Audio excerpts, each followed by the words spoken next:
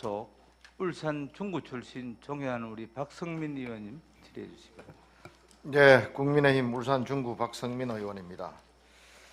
지사님, 국회의원 출신이시고 또 전임 행안위원이시라서 그런지 오늘 국정감사장이 분위기가 굉장히 좋습니다. 감사합니다. 좌담의 분위기 같습니다. 감사를 드리고 제주도가 제주특별법 개정이 이루어져서 4,660건의 권한이 이양되고 네. 또 7단계 36과제가 국회에 제출돼 있어 심의가 진행 중입니다. 여러 가지 산적해 있는 일들도 많고 제2비행장이나 또 관광정책 또 특별자치도 또 최초로 하고 있는 자치경찰 뭐 여러 가지 간단하게 제가 뭐 생각을 해봐도 제주도는 엄청나게 많은 업무가 기다리고 있는데 지사님의 프로필을 보니까 제주도의회 의원님도 지내셨고 또 국회의원도 지내셨고 도지사까지 되셨습니다. 제주에서 태어나셔서 물론 이해가 됩니다만은 저는 조금 선소리를 좀 하고자 합니다. 이런 큰 중요한 제주도를 운영을 하려고 하면은 우선은 인사가 가장 중요하지 않겠습니까?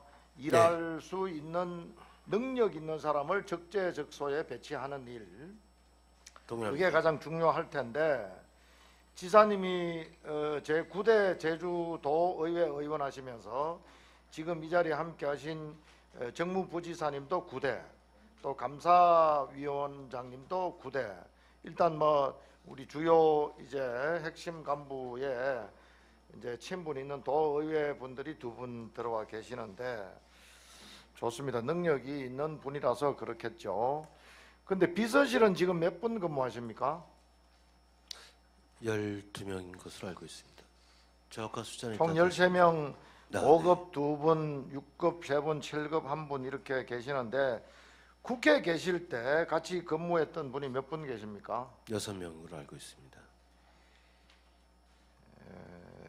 저도 기초단체장을 해봤습니다만은 뭐 정치하고 행정하고 또 뭐 유사한 점도 있습니다만은 또 비서실을 통해서 다른 행정 국과 과를 또 연결하고 협치하고 해야 될 텐데 기존의 공무원들보다는 국회 직원들을 6분이나 채용했다는 게 좀 의아스럽습니다. 의아스럽고 기존 공무원을 더 많이 쓰고 있다는 점도 말씀드립니다. 예, 물론입니다. 근데 6분이나 국회직을 같이 비서실에 있다는 자체가 그렇습니다. 그렇고 또 국회에 계실 때 5촌에서 8촌까지 친족 채용 사실이 있습니까? 없습니다. 없습니까? 네. 참고로 말씀드리면 제가 알기로는 2017년 이후까지 오영훈 의원님께서 처조카분을 같이 계신 적 없습니까? 네, 참고로 말씀드리면 저희 부친께서는 3대 독자입니다. 10촌 이내에 친척이 없습니다. 처조카. 처조카와 관련돼서는 부친이 3대 저희 독자하고 처하고는 그 관계 민법상의 없잖아요. 친족의 왜 관계 없는 이야기를 합니까? 범죄에 들어있지 않다고 생각합니다. 법적으로 말씀드렸습니다. 이선화 씨라고 아시죠? 네, 국민의힘 소속 전 도의원입니다. 국민의힘 공천으로 2번이나 도의원을 하신 분이고 했는데 선거 때 지사님 도왔죠. 지휘선을 했다고 얘기 들었습니다. 그래서 저희들이 제명 처분을 했는데 당장 돌아서서 보훈 인사로 해서 제주 국제 컨벤션 센터 대표로 지명을 했습니다. 저는 윤석열 정부에서 국제 컨벤션 정치도 오래 하셨고 국민의힘 출신이 더 적절하다고 판단했습니다. 당 대표 비서실장도 하신 분이 네, 정치 도의상 이런 부분도 의아스럽습니다. 그다음에 제주경제통상진흥원장 오재윤 회장님 아시죠? 네 알고 있습니다. 그 테니스 협회에서 여러 가지 일이 있었고 특히 경찰의 수사를 받고 있는데 지금 제주경제통상진흥원장으로 임명하셨습니다. 알고 계셨습니까? 아닙니다. 최근에 알았습니다. 선거 보원 인사는 적당히 하시고 능력 중심으로 사람을 적재. 네, 그 오재윤 통상진흥원장과 관련해서는 물론 사법당국에서 문제가 있다고 판단을 하게 되면 적법한 절차를 따를 것이라는 점 말씀드리고요. 저는 능력 있는 인사였다라고 평가하고 싶습니다. 네.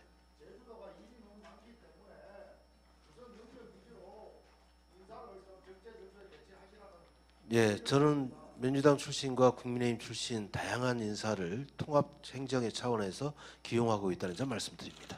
예, 우리 박성민 의원님 수고하셨습니다. 다음은 민주당 문진석이 소속. 항상 그런 식으로 이야기할래 진짜 한 분 두 분 아니고 어? 자,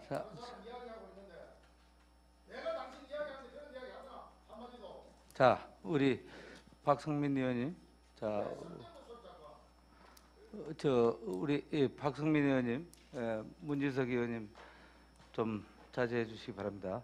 자, 소속 서울 서초구 갑 출신 존경하는 우리 조은희 의원 질의해 주시기 바랍니다. 네, 반갑습니다. 질의하기에 앞서서 조금 전에 존경하는 천준호 의원께서 감사원이 위법 탈법을 저지르고 있다 하신 발언은 근거 없는 사안일 뿐만 아니라 지극히 개인적인 의견인 것 같다, 이런 말씀을 드리고 질문을 하겠습니다. 지사님, 예. 자, 우리 저 개인적인 의견이라는 말씀을 드립니다.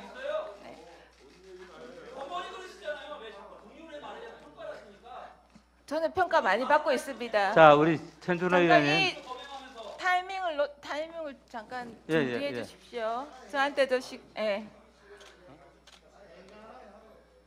제 시간에 제가 질의할 수 있다고 생각합니다. 네, 지사님, 네. 먼저 제주도에는 그 김만덕 정신이라고 있습니다. 네, 예. 잘 알고 있습니다. 재물을 잘 쓰는 자는 밥 한 그릇으로도 굶주린 사람의 인명을 구할 수 있지만 그렇지 않으면 썩은 흙과 같다, 이런 정신이고, 네.